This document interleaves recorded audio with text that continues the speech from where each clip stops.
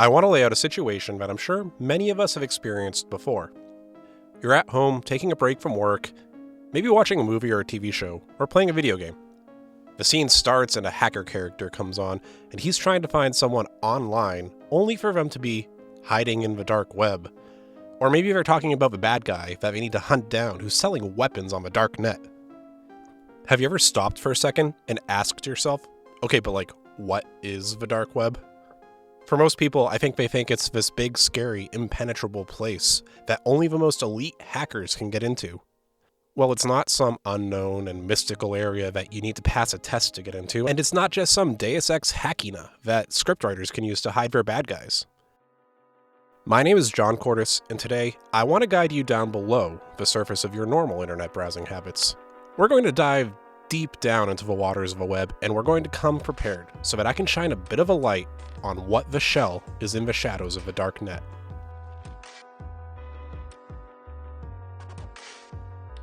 Before we get into the episode, I do want to remind you that last episode I had that sticker giveaway. So at the end of this episode, I'm going to be announcing the 3 different winners of who got sticker packs. So stay tuned for that. Okay, so let's get started. Given that the news oftentimes will exaggerate the dark web and movies just make up their own rules as they see fit, I thought it would be important to start the episode with a little bit of a breakdown as to what it is. Let's start by talking about the internet as you, the audience, likely know it. We're going to break it down into 3 key components: the surface web, the deep web, and the dark web. Now, I know we're talking about webs here, but I'd like for you to think of this more as an ocean than a web. That's the metaphor we're going with for this episode, so get on my boat, pop on a life jacket, and let's get in. The area of the internet that a lot of people use every day is often referred to as the surface web. This area of a web doesn't really require any special credentials or privileges to access. You can think of it as the surface of a water. This part of the internet is the part that gets indexed and archived by search engines like Google and Bing. You ever wonder how they get their search results? Well, all these different platforms have bots just combing the internet, logging, and adding everything they find to their list. They'll get everything that they see that doesn't need any kind of special credentials to get into, report back, and then they'll add it to the list. For our little metaphor here, you could think of them as a cartographer with a real good pair of binoculars, constantly searching the surface of the water and mapping it out for anyone to use. Like I said, any site that doesn't require authentication is under this umbrella. So you'd consider maybe YouTube, 3 news websites, Reddit, and sites like that all parts of a surface web. What if we wanted to go a little bit deeper? Well, if you wanted to put on your own swim gear and go snorkeling, you'd land on the next level down: the deep web. The deep web is what's beyond any kind of authentication. You might not have thought so given the ominous tone of the term deep web, and the fact that it's often kind of used interchangeably by the public for dark web, but we all use the deep web quite a bit. This part of the internet is the part that's just below the surface, that search engines can't index as a part of their operations. It's what's beyond the login portals and the privileged access of those areas. Here, you're going to find many things that you use daily, like private social media, email clients, bank and health records, and anything that falls under a pay-for-service model. A good example of this might be a news website. The front end of it is facing the surface web. You can go to that site, see what they've got, but some of it is going to fall into the deep web, and that's where they'll put their paywalled articles, the stuff you have to log in and pay for monthly. The deep web is the majority of interaction on the internet these days, I'd wager, as most things we do while logged into our own accounts aren't indexed by Google. It's how private chat areas exist, like Discord. You won't find What the Shell or School of Movies Discord messages indexed on Google. You've got to log in, join the room, and participate. You can't just search for it. So now, with that in mind, we've covered what most people in their day-to-day lives use: the surface web and the deep web. That leaves just one area left: the depths below, where you're able to swim, where light can't even make it through the water. This is the darknet. The darknet is, in and of itself, a subset of the deep web. That's to say that it's under the banner of things that are not indexed by search sites, but there's more to it than that. Not only are they not indexed, meaning you can't access it without knowing exactly where you're going, access to the darknet is encrypted, and you'll find you need to use special tools to access the sites. This means that not only is it going to be hard to find the sites, but when you do end up visiting them, your privacy is much more protected than it would be. Okay, but if you're protected, that's all well and good, but I can practically hear you asking me right now, John, that's neat, but how do I get access to it? How do I get protected by it? Let's talk about it. Well, if you think about the concept of an encrypted, unindexed network, you might realize that theoretically, it could be more than one thing. Like, there's not a monopoly on making a dark net. There is, however, a behemoth. The biggest name in the dark net that is thrown out there is usually Tor. That's T-O-R, the onion router. You may have heard the term Tor before, and this is what it's referring to. It works like this. Using an entry point, such as the Tor browser itself, you can get access to the dark web. The traffic that's passed through here maintains its privacy and security by bouncing itself through what are called volunteer nodes. Then, after a few times of bouncing around different nodes, it will hit the exit node, and then access the site that you're looking for.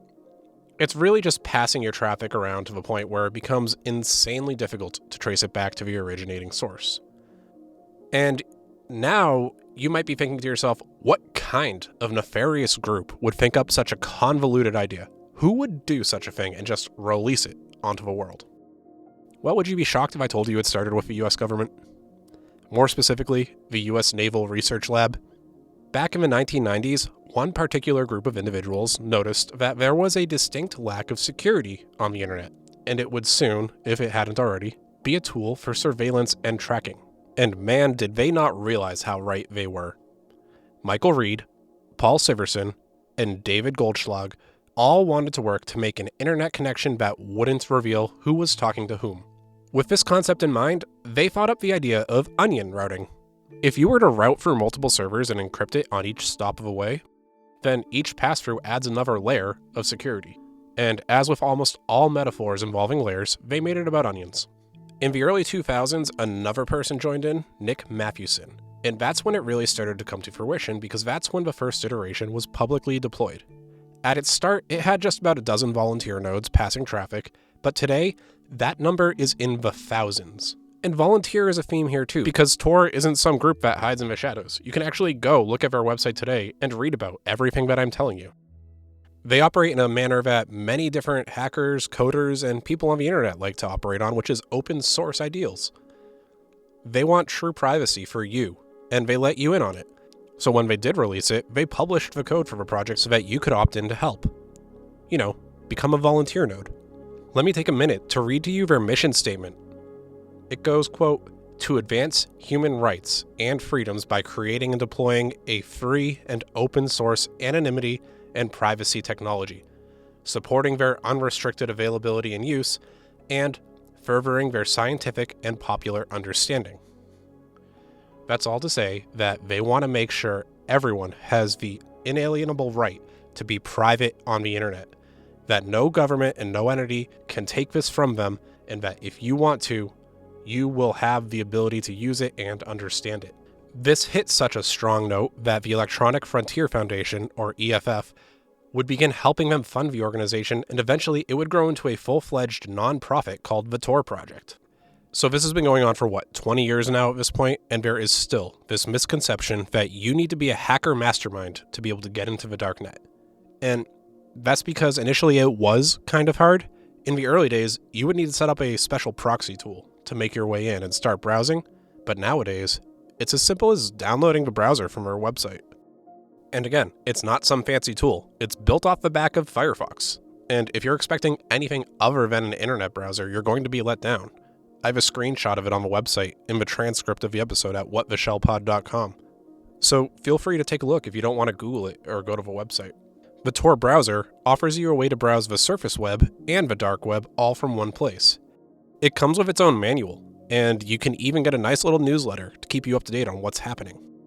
It's pretty neat, and I can't stress this enough, it is perfectly legal for you to download this. You won't get in trouble just because you have the browser on your machine. Just don't use the browser to look at anything illegal that might trace its way back to you, and it's exactly like any other browser except a bit more focused on blocking tracking data. So speaking of legal and illegal, I think it's time we stop talking about how you get to it and start talking about what exactly there is on the darknet.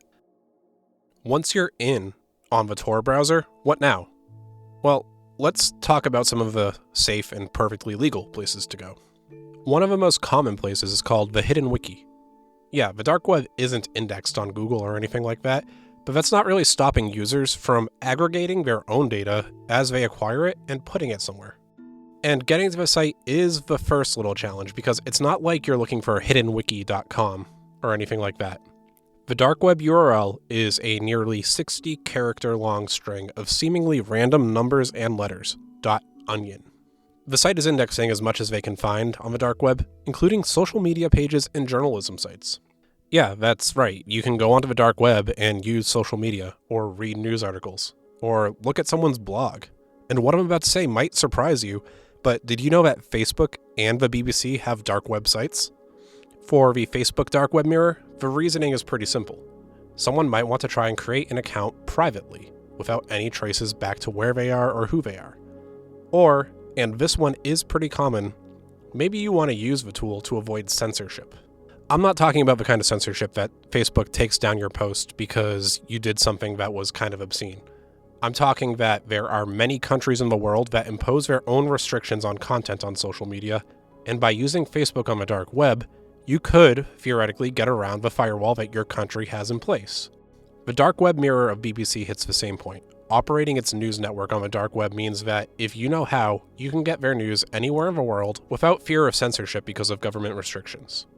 This is the kind of thing that I like to see personally, that you're getting unfettered access to things, that there's no restrictions being put in place on you, and it's allowing you to really know the truth. That's not to say that there isn't other things on there that I'm fairly neutral on, like there are dark web equivalents of Reddit or Quora, and dark web tools for things like file sharing, stuff that I really don't use but I can see the value in, I guess. But there's also stuff that gives the dark web its reputation, the illegal side of things. And I do want to go back and stop here because I want to talk about Hidden Wiki one more time. Since this is the dark web and they want to archive what they can and find links for things, Hidden Wiki also has the links to a lot of downright horrendous things on it. I'm telling you right now, it's probably not worth it to go there and start clicking around on anything that you don't know, because it just isn't worth the risk of stumbling into something that will leave a lasting impact on you. These kind of sites do exist. And let's keep going with this a little bit. Let's dive into the part of the dark web that grants it the reputation of being the kind of place you might find the internet equivalent of Han Solo. There are parts of the dark web that are invitation only. Parts that people don't want to give out the information to so they can keep it as private as possible. Parts that publicly boast about what they put up there, and parts that exist purely to trade or sell illicit goods. These kind of sites are where the public gets its idea that the dark web is for a level of person that doesn't care about the law. To talk about some of the things that you can buy on the dark web, I'm going to refer to a Privacy Affairs annual report that publishes an average price index of the things that you can buy on the dark web. These are all things obtained by threat actors, hackers, or anyone looking to make an anonymous buck. So let's dive into the market. If we look at credit cards, for $120 US, I could get credit card details with an account balance of up to $5,000. $65 gets you the logins for some bank accounts with a minimum of $2,000 in the account. $15 for the credit card details with the CVV number included. If you wanted a specific country, you could pay $30 for an Australian card or $17 for a US card. I do wonder what the difference is there. Maybe it's the number of cards diluting the price a little bit. But remember this, because it's entirely possible that if you get breached and your information gets sold, your value was placed as low as $17 and as high as $120. For all the trouble that you're dealing with, this is the value that your information can effectively be sold for. And it's sold for this low because usually this information comes in troves of data from breaches. So this number, multiplied potentially by thousands and thousands of people, means a big payout for someone else. But maybe you don't want to get involved in credit card data exactly. Maybe you just want money to appear. You could potentially pay $50 for someone to transfer money from a stolen PayPal or Western Union account. If you wanted to invest in crypto, yeah, you can buy compromised accounts with money in there, or buy a verified account that wouldn't tie back to you for less than $500. This is a big thing these days because while most people think crypto is something that is truly anonymous, if you participate in one of the major exchanges, nowadays they require you to submit proof of identification and stuff that will tie back to you so that if they find anything illegal, they can trace it to you a lot easier. Crypto is not the anonymous plaything that people think it is. And now I'm going to talk a little bit about one that I'm sure anyone with social media has dealt with in the past. Hacked accounts. How many times have you had a friend that just suddenly starts posting nonsensical pictures of some miracle before and after weight loss thing? Or a used watch sale over and over, maybe even tagging you nonstop in it. Heck, it's happening to someone that I used to know on one of the social media pages I use right now. The last few weeks, he's been posting nonsense, and I suspect it's because he hasn't used his account in quite a while. So someone might have found credentials online, realized that they worked, and sold them. And now a scam artist is using it to try to get people to click on the link in the scam. And that link could be malware, or it could just be an attempt at stealing money away from anyone that will check it out and believe the weight loss story. But as for me, I just blocked them. I could buy a hacked Facebook account online for less than $50. If I was to suddenly start streaming on Twitch and wanted to boost myself up a little bit, I could buy 1,000 followers for just $4. $4. Picture that. So for $40, I could buy 10,000 followers. You could buy SoundCloud plays if you were an aspiring musician, and Instagram followers, or Spotify listens. Anything could be added as a service here. But there is a drawback to that, and the reason that it's so cheap is because those kind of bot activity farms or social media abuse sites are fairly easily identified. So the actual site that you're using, let's run with Twitch for example, might just start deleting these accounts, and your follower count will go right down. And it also doesn't guarantee that people are going to be watching. Personally, you're better off spending that money actually promoting your site. Now let's cross the line a little bit further and go into even more illegal stuff that you could buy. If you're willing to settle for scans and not the actual thing, you could buy forged utility bills or driver's licenses. A couple interesting scans that I see you can buy include things like a New York or Minnesota driver's license, or even as far out as a Russian passport scan. And those ones, the scanned versions, they're all less than $2,000. The actual printed copies, well, you're looking at anywhere from $150 to $4,000, depending on where it's from and how legitimate you want it to look. And the last part that I'll cover here about what you can buy is going to tie back a little bit more into the theme of the show. Let's talk about the malware and cybercrime. Say I was jealous of a competitor's website and I wanted to maybe not navigate people to me, but navigate people away from them. I could, for $500, hire a cybercriminal that operates on the principle of cybercrime as a service, often referred to as CSAS, to flood their website with between 10,000 and 50,000 requests per second for a week. If I wanted to go for a month, it would only be $850. And this kind of attack honestly is probably better suited towards attacking small businesses that can't afford the kind of protection that would mitigate this stuff, but it's still crazy to think about. 10,000 to 50,000 per second for days or weeks at a time. Remember in episode 23 when I talked about distributed denial of service attacks and people using botnets to use them? This is that kind of thing. You could buy out one of those tools and put a damper on your competition with a slow website or even making it inaccessible. Or, heck, you could even just do it to someone you don't like. Remember that analogy of trying to give a speech in an auditorium? Well, what if it was a full-on stadium that was full and everyone was shouting at you? Not a fun time at all. This is an insane amount. In terms of cyber exploits, there's no shortage of different malware and espionage for sale. We've talked about ransomware as a service before, and this is definitely where you'd find it.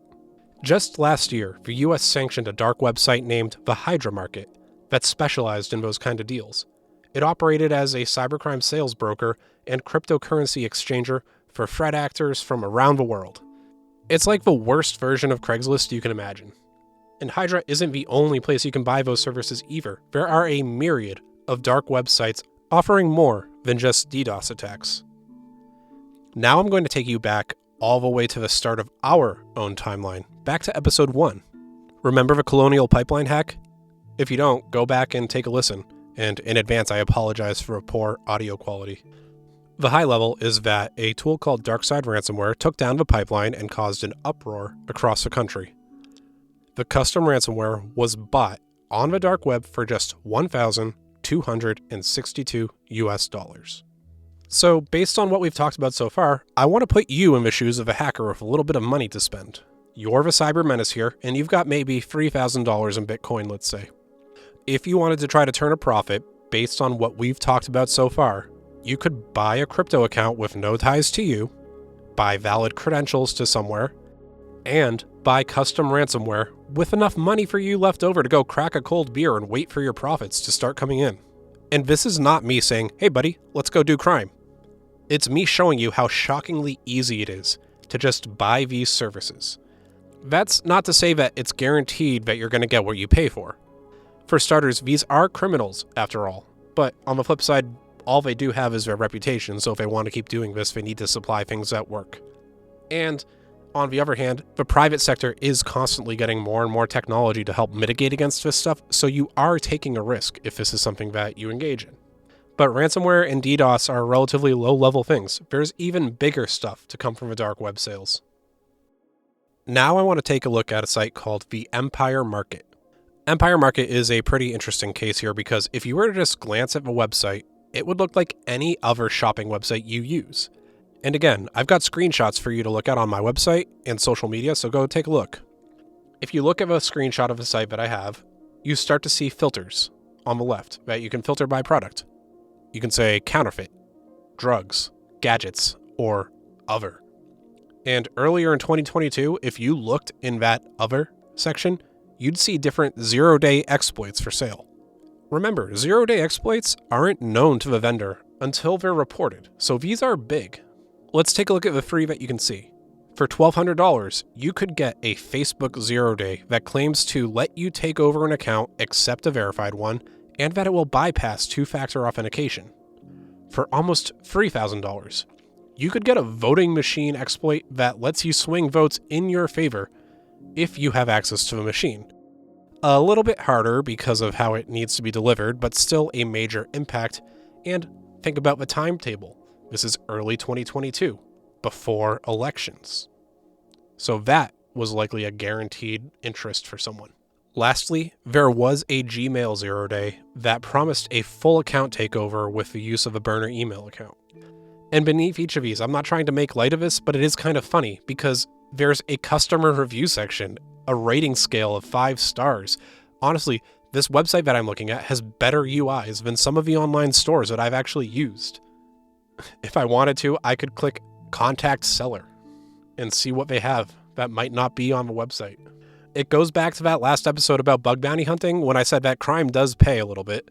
The biggest competition for bug bounty hunters can often be the unethical bug bounty hunters that post to these websites and take the anonymous payday. And again, from last episode, do you remember how I said that Apple will pay out big for some of its zero days? Well, the last exploit that I'm going to bring up here is one from August of 2022 that allowed attackers to hit the WebKit in iOS 15.6.1. And this is pretty rare, what I'm about to talk about, but there are actual screenshots of a user on the dark web forum selling this for 2.5 million euros.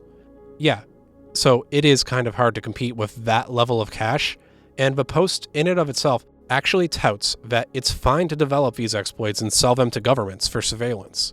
So we know there isn't much of a hang-up on how it's used ethically. They just want to make an insane payday. That's all to say that the dark web is the biggest cybercrime market to ever exist. In fact, did you know that if the dark web cybercrime was treated as its own economy on par with other countries, it would be the third largest in the world? According to Graphis, the number is about $6 trillion annually, placing it behind the US and China. It's no small thing, and it's growing. We do have a history of taking down some of the sites that tend to appear on the dark web, and that will leave ripples. You might have heard of the Silk Road before, but if not, the long story short of it is that it was the premier dark web drug trading site.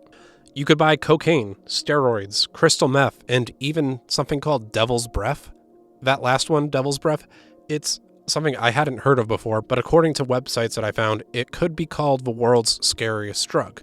According to Complex, it allegedly, quote, put users in a hallucinogenic state, but the scary part is that users lose their free will, in that while they're under the influence, they'll do nearly anything that they are told. So yeah, kind of scary stuff for sale here. But the site was seized and shut down. It lasted a few years, but in October of 2013, the FBI, in cooperation with Europol, shut down Silk Road and arrested the site owner, Ross Ulbricht. Now, there's no giveaway here, but I do want to ask you, how long do you think it took for the next iteration of that site to pop up? The answer was less than a month. Less than a month later, some of the former admins basically relaunched Silk Road as Silk Road 2.0, but that too ended up getting shut down. Ultimately, it seemed like a really bad game of whack-a-mole.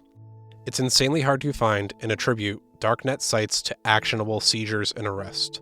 Many times, when these things do happen and they do get searched and seized, it's not necessarily because they found out information on the dark web, but because the owner or someone involved slipped up in their day-to-day life and somehow left a little nugget of a trail back to the site. Or maybe they flipped when they got caught by investigators and then they led everyone to the site itself.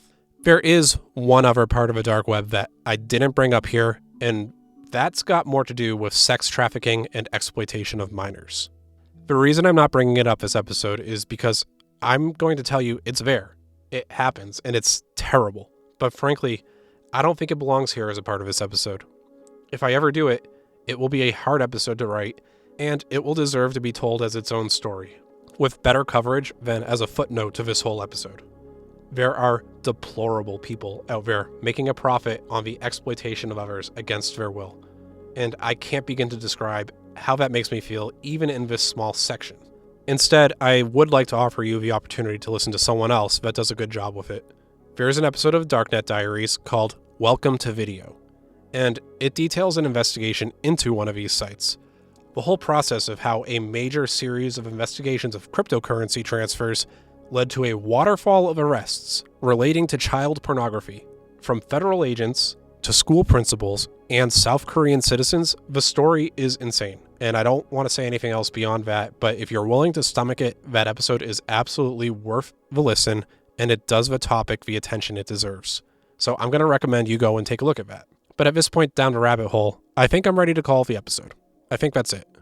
What I wanted to do with this one was shine a bit of a light on the actual topic of the dark web.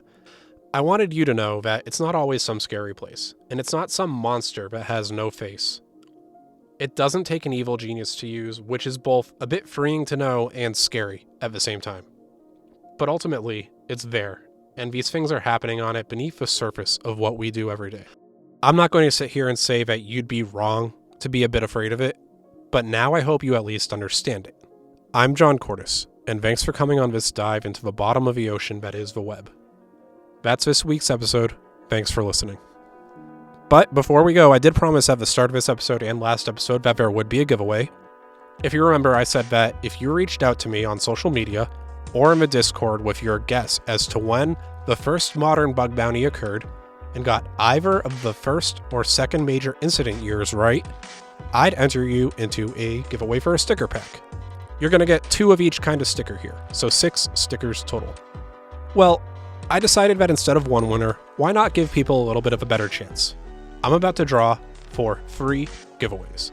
First, I'll draw from the people that got it right, and when that's done, I'm going to draw again twice, for everyone but the first 2 winners. This way, one person doesn't take it all. I had such a great turnout from all of you on this that I felt bad doing just 1 giveaway, so I picked up a few extra stickers, and let's get into it. I'm happy to share that our winner from a group that got it right is from our Discord channel, and it's AdamVV. The second winner is coming from Twitter, and that's Mighty Greg Doge. The third winner is back to our Discord again, and it's Bearded Shrimp. So, AdamVV, Mighty Greg, and Bearded Shrimp, you guys are all going to get sticker packs, and I'll reach out to you separately for sending this stuff out, but congratulations. And I do want to thank everyone that participated in this. It was really fun for me to see people come into the Discord and start guessing, or hit me up on Twitter and Instagram with their attempts at getting it right. A lot of people were really close. One person was really far off with a guess of like 1915, but I appreciate it. And if you're here sitting at the end of the episode wondering what this was all about, or you're new to the show and you might not know this, you can join us in the Discord to talk about the show and hang out. In fact, on February 18th, some of us are going to be getting together and just hanging out in the Discord for the night. So I encourage you, come on in and join, hang out, just talk with us. you can go there and reach out to me or anyone else online, or offer suggestions that you might have for the show, because I genuinely would love to hear them. You can find the link to join on my website at whatheshellpod.com or in the description below. And if you do go to that site, you'll find a transcript for the episode. And should you be interested, you'd find my other social medias as well, but they're pretty easy. You just have to search for @shell_pod. And then, as always, I do want to ask that if you liked this episode, maybe leave a review or a rating on your platform of choice. It does go a little bit of a ways in terms of getting me up there in the charts, so other people can find the show. If that's not really your thing, maybe just recommend your favorite episode to someone that you think might like it. Word of mouth is my favorite, and I repeat, my favorite way that the show has spread. When people come to me and say, hey, someone recommended this to me and I really like it, it's probably one of the best joys I've felt. All right, that's it. I'm done. So I'll see you all later for the next episode of What the Shell.